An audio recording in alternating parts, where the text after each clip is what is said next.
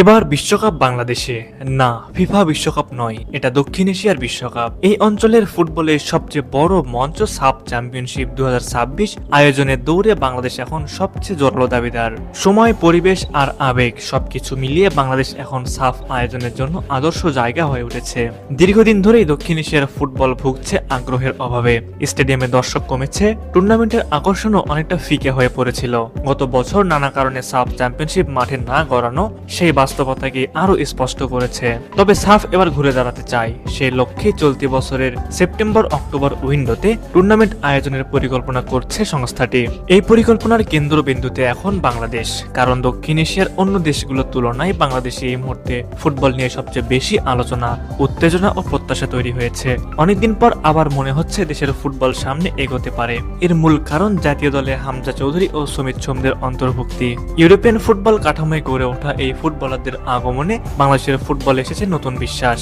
নতুন দলের ভেতরে নয়, মাঠের বাইরে দর্শক ও সমর্থকদের মধ্যেও তৈরি হয়েছে নতুন উন্মাদনা।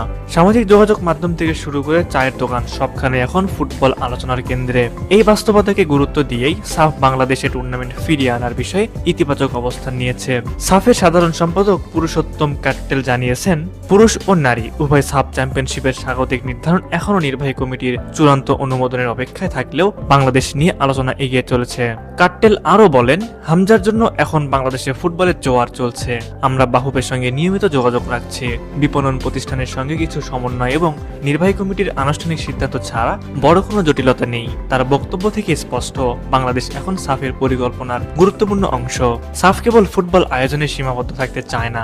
বাংলাদেশ, ভারত ও পাকিস্তানে পালাক্রমে টুর্নামেন্ট আয়োজন করে তারা দক্ষিণ এশিয়ায় রাজনৈতিক ও কূটনৈতিক সম্প্রীতির বার্তা দিতে চায়। ফুটবলকে তারা দেখছে একটি শক্তিশালী সংযোগের মাধ্যম হিসেবে। তবুও বাস্তবতা বলছে, বর্তমান পরিস্থিতিতে বাংলাদেশই সবচেয়ে প্রস্তুত স্বাগতিক।